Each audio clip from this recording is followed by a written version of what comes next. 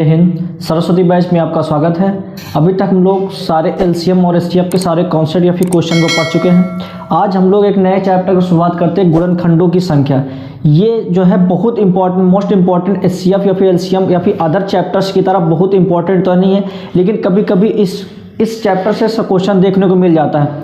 तो एक मुश्किल से एक ही वीडियो में हमारा ये गुणनखंडों की संख्या और गुणनखंडों की संख्याओं का योगफल, ये जो दो कॉन्सेप्ट है ये कभी कभी एग्जाम में देखने को मिल भी जाते हैं या फिर कभी कभी किसी ना किसी एग्जाम में नहीं भी आते हैं। इसलिए मोस्ट इंपॉर्टेंट तो नहीं है, लेकिन ऐसा भी नहीं है कि हमको इस चैप्टर को स्किप कर देना है, क्योंकि कभी कभी गुणनखंडों की संख्या या फिर गुणनखंडों की संख्या के योगफल के पर बेस जो क्वेश्चन आते हैं वो हमारे हो जाते हैं। एक छोटा सा कॉन्सेप्ट सिर्फ सीखने की जरूरत होती है, बाकी हमारा जो है गुणनखंडों की संख्या या फिर गुणनखंडों की संख्याओं का योग वो हमें निकल के आ जाएगा। देखिए, सबसे पहले समझते हैं गुणनखंड क्या होता है। एचसीएफ या फिर एलसीएम में आपको बता चुके हैं गुणनखंड ऑफ, कहने का मतलब फैक्टर और मल्टीपल में डिफरेंस। देखिए, फैक्टर और मल्टीपल में डिफरेंस क्या होता है कि देखिए, कोई भी संख्या जब उस संख्या को गुणा करने पर जितनी भी संख्याएं प्राप्त होती है उसको बोलते हैं मल्टीपल, मतलब गुणज। और फैक्टर मतलब गुणनखंड क्या होता है कि किसी भी संख्याओं को तोड़ दो, किसी भी संख्याओं को जब छोटी से छोटी संख्या में तोड़ो तो वो जितनी संख्याओं से भाग चली जाती है, वो जो संख्या हो जितनी संख्याओं से भाग चली जाएगी वही क्या होता है उसका गुणनखंड। तो जैसे पहला हमको दिख रहा है क्या 12, तो जैसे पहले 12 को अगर हम प्राइम फैक्टराइजेशन कहते हैं, कहने का मतलब अगर इसको छोटी से छोटी संख्या में तोड़ने की कोशिश करते हैं कि वो कौन कौन सी संख्या है जो 12 को पूरी विभाजित कर देगी, तो वो हमारी संख्या क्या हो जाएगी। पहली बात तो 1, जो 1 होता है वो सभी कोई भी संख्या हो उसका वो गुणनखंड होता है, क्योंकि 1 किसी भी संख्याओं को पूरी विभाजित करने की उसमें क्षमता होती है। तो हमारा इसका पहला फैक्टर क्या हो जाएगा 1, क्योंकि ये 12 जो है 1 से तो कट जाएगा। 1 के बाद ये जो 12 है ये 2 से भी कट जाएगा, तो 12 का जो एक फैक्टर क्या आ गया 2 भी आ गया। ये संख्या 3 से भी कट जाएगी, तो इसका तीसरा फैक्टर क्या आ गया 3। जो 12 है वो 4 से भी कट जाएगी, तो चौथा फैक्टर क्या है हमारा 4 है। उसके बाद किस संख्या से कटेगी, ये संख्या 6 से भी कट सकती है, क्योंकि ये संख्या 6 से भी कट सकती है, इसलिए इसका एक फैक्टर क्या आ गया 6। अब इसके बाद ये संख्या किससे कट जाएगी, खुद से। कोई भी संख्या का जो फैक्टर होता है वो तो 1 और वो खुद संख्या जरूर होती है, बाकी ये चीज़ डिपेंड करता है कि और उसके कितने अदर जो है गुणनखंड है। कहने का मतलब किसी भी संख्या के मिनिमम 2 गुणनखंड तो जरूर होते हैं, बाकी आगे उसके फैक्टर पे डिपेंड करता है कि वो कौन सी संख्या है, अभाज्य है कि भाज्य या फिर सम विषम, इस पर डिपेंड करता है कि उसके कितने गुणनखंड हो सकते हैं। देखिए, 12 को हम अगर भाग कर सकते हैं, 1 से भाग करेंगे तब भी पूरा विभाजित हो जाएगा, अगर 2 से भाग करेंगे तब भी पूरी विभाजित हो जाएगी। इसी तरीके से 1 2 3 4 6 और 12, ऐसी ये जो 6 संख्याएं कितनी आ गई 1 2 3 4 5 6 संख्याएं ऐसी हैं जो 12 को पूरी विभाजित कर सकती हैं। इन 6 के अलावा ऐसी कोई अदर संख्या नहीं है, कोई अदर इंटीजर संख्या नहीं है जो 12 को पूरी विभाजित कर दे। इस तरीके से हमें 12 के गुणनखंडों की संख्या कितनी आ गई है 1 2 3 4 5 6।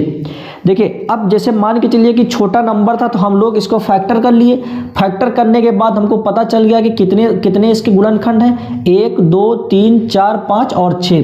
तो नंबर ऑफ फैक्टर्स कितने आ गए हैं 6। लेकिन अगर हमको अब बड़ा नंबर देखने को मिल जाए, जैसे कोई बड़ा नंबर देखने को मिल जाए, तो हम लोग वहाँ पर ऐसे गेस नहीं कर सकते हैं कि ये संख्या पहले 1 से कटेगी, फिर 2 से कटेगी, फिर 3 से कटेगी, उसके बाद 6 से कटेगी, उसके बाद 6 से। इस तरीके से बहुत सारे नंबर ऑफ फैक्टर्स होते हैं जिनको हम लोग काउंट नहीं कर सकते।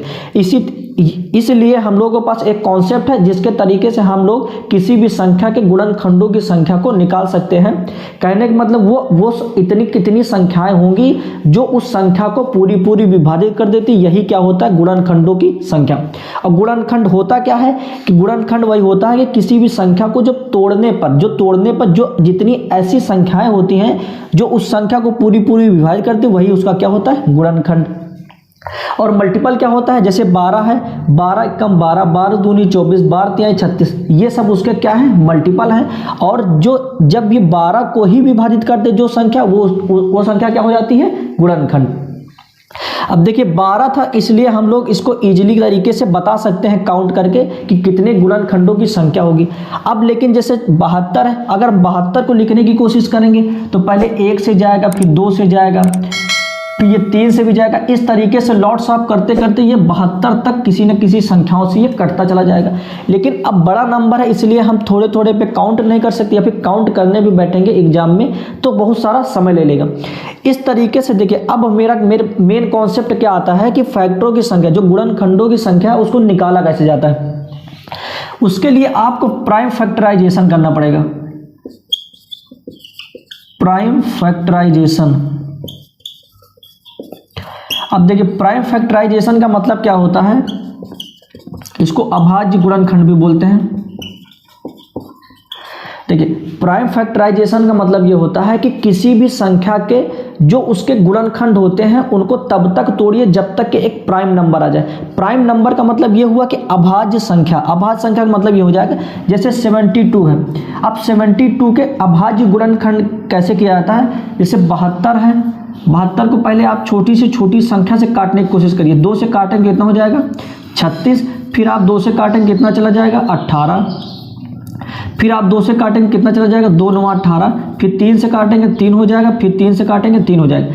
तो ये जो संख्याएं निकल के आती है, ये जो 2 इंटू 2 इंटू 2 इंटू 3 इंटू 3, ये जो संख्याएं होती इन्हीं को बोला जाता है अभाज्य गुणनखंड। इंग्लिश में क्या बोलते हैं इसको, प्राइम फैक्टराइजेशन।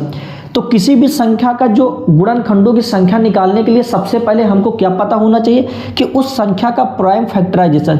जिस भी संख्या को हम प्राइम फैक्टराइजेशन को हम इजीली तरीके से 2-3 सेकंड में निकाल सकते हैं।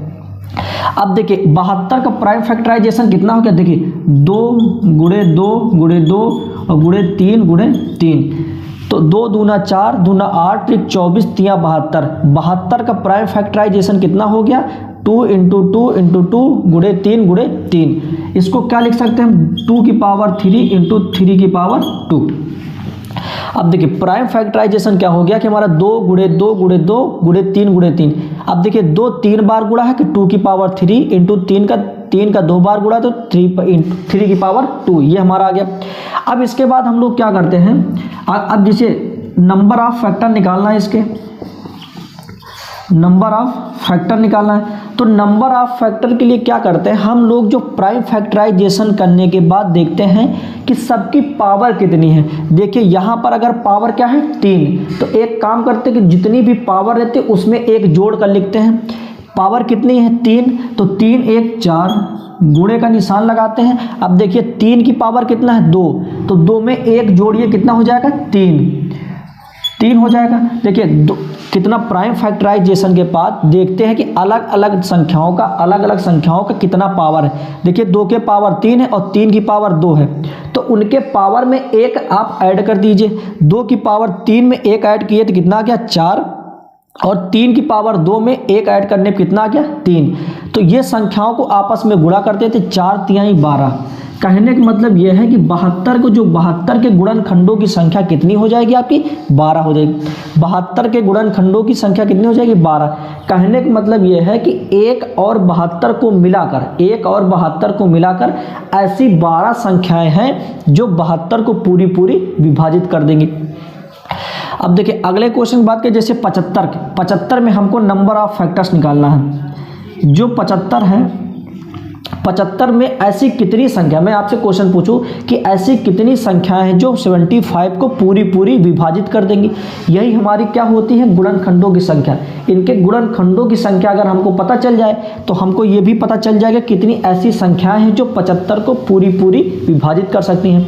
देखिए 75 का प्राइम फैक्टराइजेशन करने पर क्या आएगा, देखिए 3 पचे 15 और 15 पचे 75।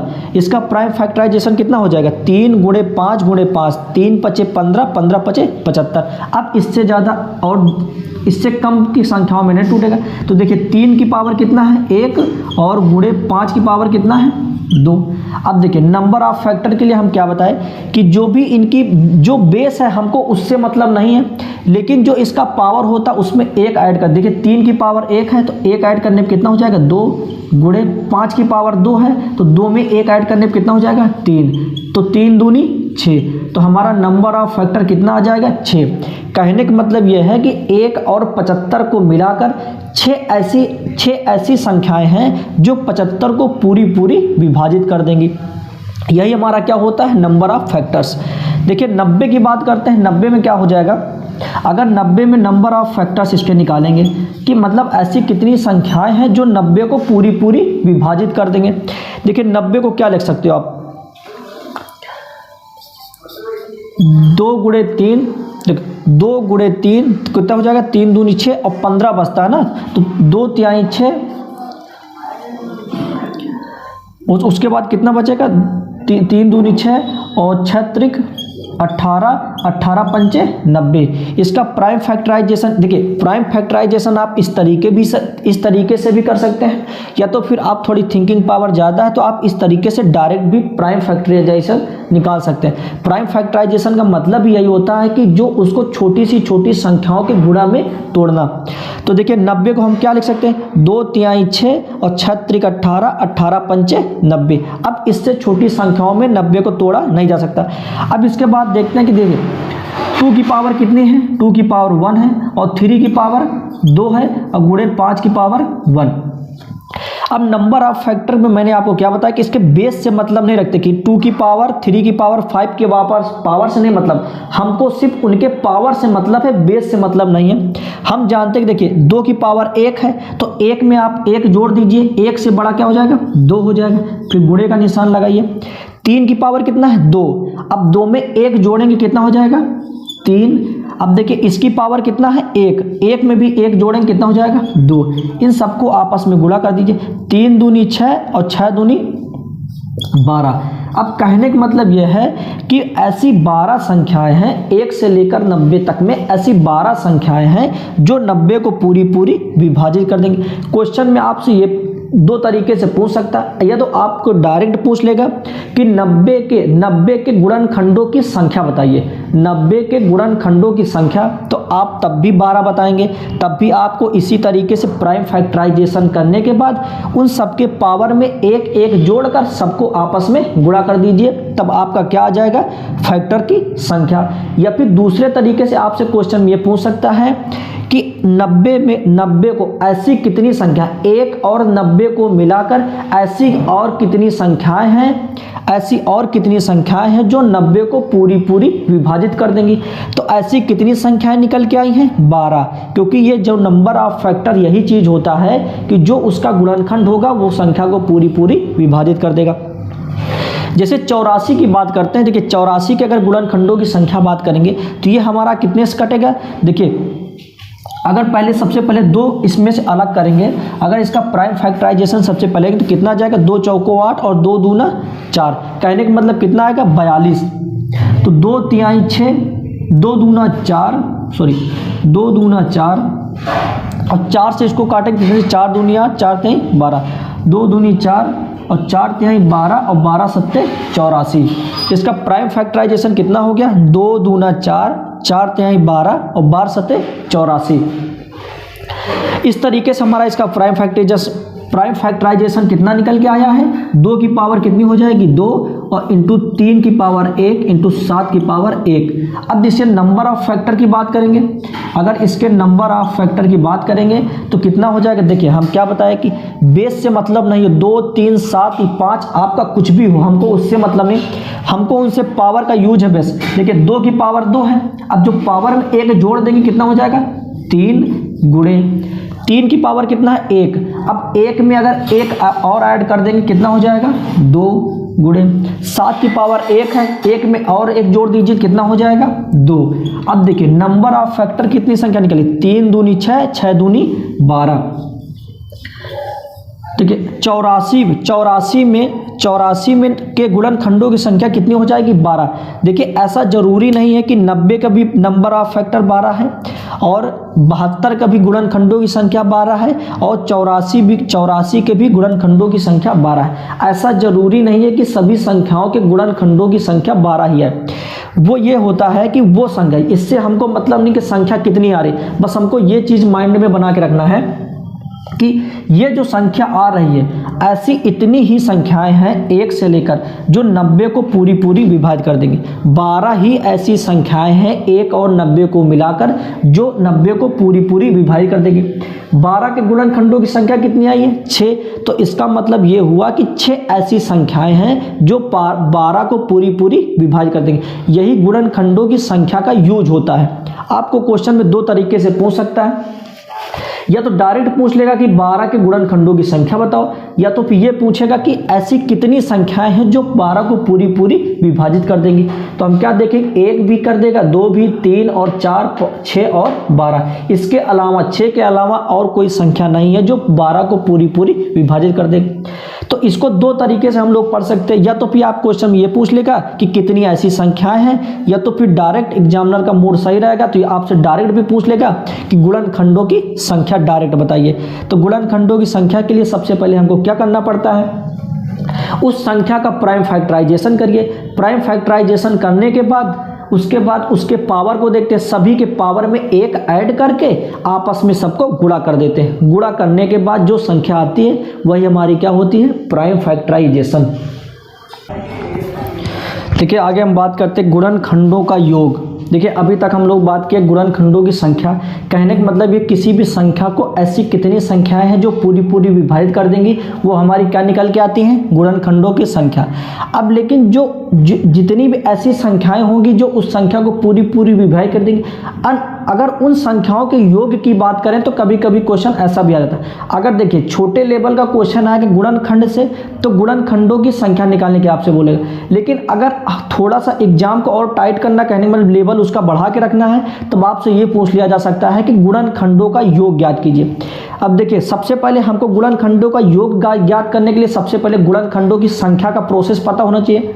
हम उसमें क्या बताए थे कि आप उसका प्राइम फैक्टराइजेशन करिए।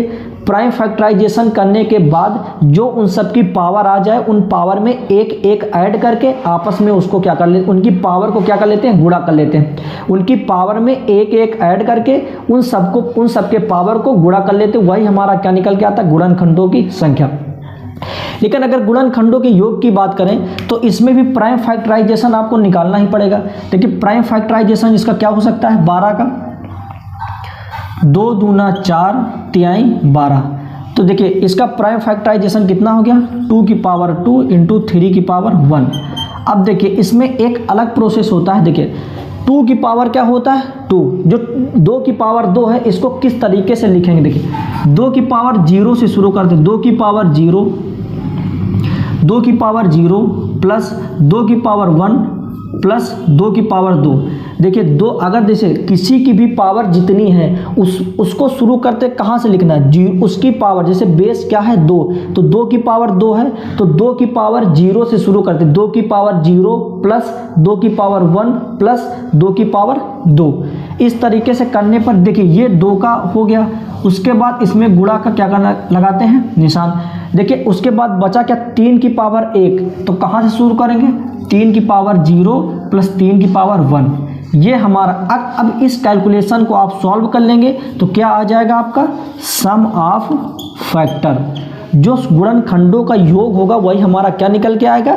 ये अगर इस कैलकुलेशन को आप सॉल्व कर लेंगे तो ये हमारा क्या है, गुणनखंडों का योग। देखिए किसी भी संख्या का पावर अगर 0 होता है तो क्या हो जाता है 1। 2 की पावर 1 का मतलब 2 और 2 की पावर 2 का मतलब 2 दूना 4। ये हमारी संख्या क्या आ गई है, गुणे। हम जानते हैं किसी की भी पावर अगर 0 रहती संख्या को क्या हो जाता 1 और 3 की पावर 1 का मतलब 3। ठीक है, यहाँ से क्या करेंगे, अब देखिए इसको जोड़ेंगे, 4 2 6 और 6 1 7 गुणे 3 1 4। अब आपस में इसको गुणा कर 7 चौक 28। अब देखिए कहने का मतलब यह है कि जो 12 है, 12 के जितने भी गुणनखंड निकल के आएंगे उनका योग कितना निकल के आएगा, 28। जो 12 के गुणनखंड हैं उनका योग कितना निकल के आएगा, 28। इस तरीके से हम लोग इजी तरीके से निकाल सकते हैं कि इनके गुणनखंड का योग कितना। देखिए जैसे इसके गुणनखंड की मैं बात करूं, अगर एक प्रूफ करते हैं, 1 से कटेगा, 2 से कटेगा, 3 से कटेगा, 4 से कटेगा, 6 से कटेगा और क्या खुद 12 से कटेगा। तो 12 के गुणनखंड क्या क्या है, 1 2 3 4 5 6। अब 12 के गुणनखंडों की संख्या की बात करेंगे, कितने गुणनखंड हैं, तो 1 2 3 4 5 6। 6 हमारे गुणनखंड है 12 के, लेकिन गुणनखंड हैं कौन कौन? 1 2 3 4 6 और 12। अब देखिए हम लोग इस फार्मूले या फिर इस कॉन्सेप्ट के अकॉर्डिंग निकाल पाए कि गुणनखंडों का योग कितना होता है 28। आइए यहाँ से चेक करते हैं क्या सही है कि नहीं सही। देखिए 12 6 18, 18 4 22 और 22 3 25 और 25 2 27, 27 1 28। देखिए हमारा जो ये जो गुणनखंड है उनको आपस में जोड़ने पर कितना आ रहा है 28।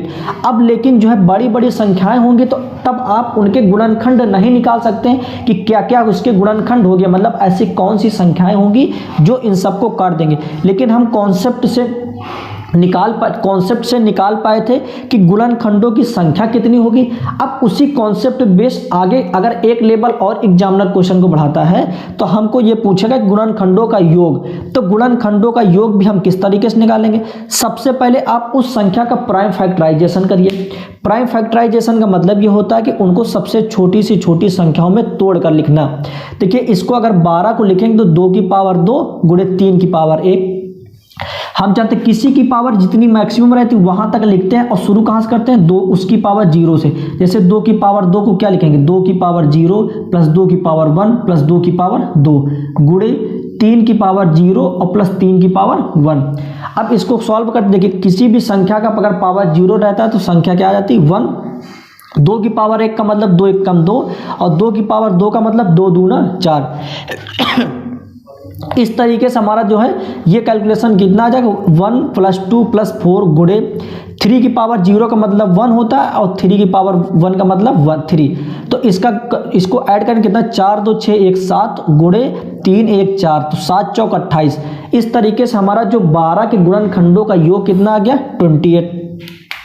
72 की बात करते हैं। 72 क्या होता है? अगर इसका प्राइम फैक्टराइजेशन पहले करेंगे तो कितना हो जाएगा 2 24 3 72 24 2 दूनी 4 सॉरी 2 दूना 4 4 3 12 12 दूनी 24 3 72। देखिए इसका प्राइम फैक्टराइजेशन क्या निकल गया? देखिए 2 दूना 4 4 दूनी 8 8 × 24 और 24 3 72। इस तरीके से हमारा ये प्राइम फैक्टराइजेशन निकल गया।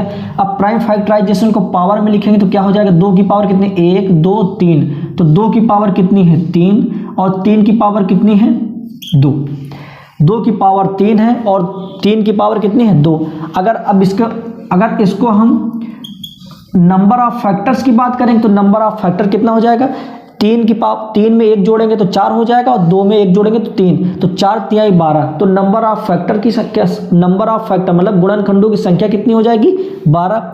लेकिन अगर हम सम ऑफ फैक्टर गुणनखंडों के योग की बात करेंगे हम जानते हैं कि इनकी पावर को 3 तक लिखेंगे, लेकिन कहाँ से शुरू करेंगे? 2 की पावर 0 प्लस 2 की पावर 1 2 की पावर 2 प्लस 2 की पावर 3। ये हमारा एक टर्म हो गया।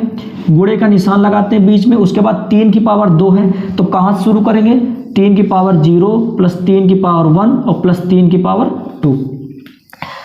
अब देखिए इसको सॉल्व करेंगे। देखिए 2 दूना 4 दूना 8 हो जाएगा। ये 2 दूना 4 और प्लस 2 1 कम 2 और प्लस 1।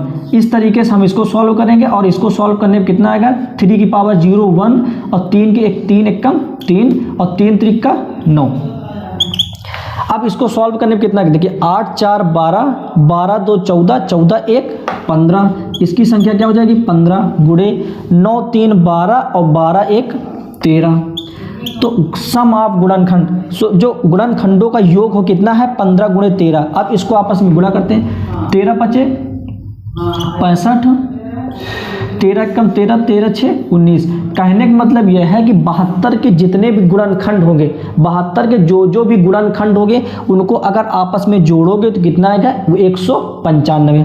देखिए अगर 84 की बात करते हैं तो 84 क्या होता है 12 7 84 होता है और 12 क्या हो जाएगा 2 दूना 4 3 12 7 84। 84 का प्राइम फैक्टराइजेशन क्या हो जाएगा 2 दूना 4 3 12 7 84।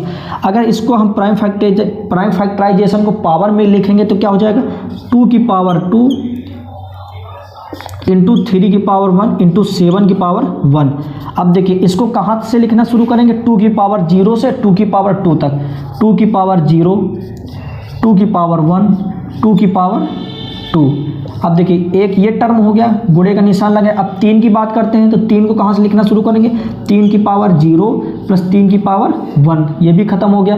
फिर गुणे का निशान लगा। देखिए बीच में जितने भी संख्याएं होती हैं उनको आपस में गुणा करते हैं, लेकिन उसी संख्याओं को बीच बीच में प्लस लगाते हैं। 7 की पावर 0 हो जाएगा प्लस 7 की पावर 1। इसको सॉल्व करने के देखिए 2 की पावर कितना हो जाएगा 2 की पावर 0 1 है और 2 एकदम 2 और 2 दूना 4, तो इसका योग कितना हो जाएगा, देखिए 2 दूना 4, 4 2 6, 6 1 7, इसकी वैल्यू कितनी हो जाएगी 7 गुणे 3 की पावर 0 का मतलब 1 है और 3 की पावर 1 का मतलब 3, तो 3 1 कितना हो जाएगा 4 गुणे 7 की पावर 0 का मतलब 1 होता है और 7 1 कम 7 और 7 1 कम 7, 7 1 8। देखिए 8 चौक 32 गुणे 7, तो 7 दूनी 14 और 7 त्रिक 21, 1 22। तो कहने का मतलब यह है कि जो 84 का जो गुणनखंडों का योग है वो कितना आएगा 224। कहने का मतलब है ऐसी जितनी भी संख्याएं होंगी जो 84 को पूरी विभाजित कर देंगी, उनका योग, जो उन संख्याओं का योग कितना निकल के आएगा 224। अब क्वेश्चन में आपसे इस तरीके से भी पूछ सकता है कि वो संख्याएं जो 84 को पूरी विभाजित कर देंगी, उन संख्याओं का योगफल ज्ञात कीजिए, तो क्या हो जाएगा 224। या फिर आपसे ये भी पूछ सकता है कि 84 गुणनखंडों का योग कितना आ जाएगा 224। इस तरीके से हम लोग गुणनखंड निकाल सकते हैं। 504 वाला आप लोग सॉल्व करके देखेंगे कि क्या आंसर आ रहा है। तो एक बार फिर से बता देते हैं कॉन्सेप्ट को, हमको स्टेप बाय स्टेप करना क्या है गुणनखंडों के ये योग के बारे में। देखिए किसी भी संख्या का गुणनखंडों का योग कैसे निकालते हैं, तो उस संख्या का प्राइम फैक्टराइजेशन करते हैं। प्राइम फैक्टराइजेशन का मतलब ये होता है उस संख्या को सबसे छोटी संख्याओं में तोड़ना। तो प्राइम फैक्टराइजेशन इसका 84 क्या हो जाएगा, 2 दूना 4, 4 3 12 और 12 7 84। ये हो गया प्राइम फैक्टराइजेशन। प्राइम फैक्टराइजेशन को फिर आप पावर के रूप में लिखिए। देखिए 2 कितने हैं, 2 की पावर 2 हो जाएगा क्योंकि 2 गुणे 2 है, 2 की पावर 2 हो गया, 3 की पावर 1 हो जाएगा और 7 की पावर 1 हो जाएगा। अब क्या करते हैं कि जैसे जितने भी टर्म है 2 3 और 7 के रूप में लिखा गया है 84 को, तो इस जैसे 2 की पावर 2 को क्या लिखेंगे, 2 की पावर 0 से 2 की पावर 2 तक प्लस के निशान में लिखेंगे। 2 की पावर 0 प्लस 2 की पावर 1 प्लस 2 की पावर 2 गुणे। अब देखिए जब टर्म चेंज कर रहे हैं तो गुणे का निशान लगाएंगे। उसके बाद 3 की पावर 0 प्लस 3 की पावर 1 प्लस गुणे 7 की पावर 0 और प्लस 7 की पावर 1। अब इसको सॉल्व करने 2 दूनी 4 और 4 2 6 और 6 1 7 आ गया।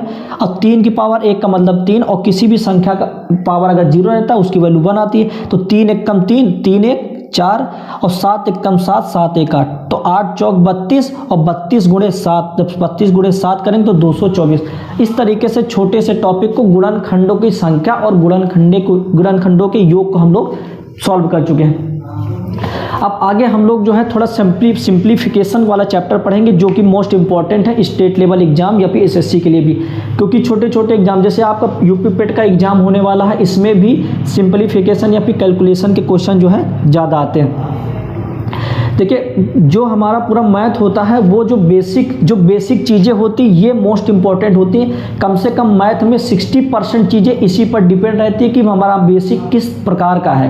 अगर आपका बेसिक मजबूत है, बेसिक मजबूत होने का मतलब इसमें 2 4 6 चैप्टर आते हैं, जैसे सिंप्लीफिकेशन, एलसीएम या फिर एचसीएफ, गुणनखंड, गुणज कहने के मतलब फैक्टर या फिर मल्टीपल, सिंप्लीफिकेशन, अलजेब्रा, इस तरीके जो divisibility rule, shirts and indices, power या फिर पावर रूट, स्क्वायर या फिर स्क्वायर रूट या फिर क्यूब या फिर क्यूब, इस तरह के जो चैप्टर होते हैं ये सब बेस चैप्टर होते हैं मैथ के।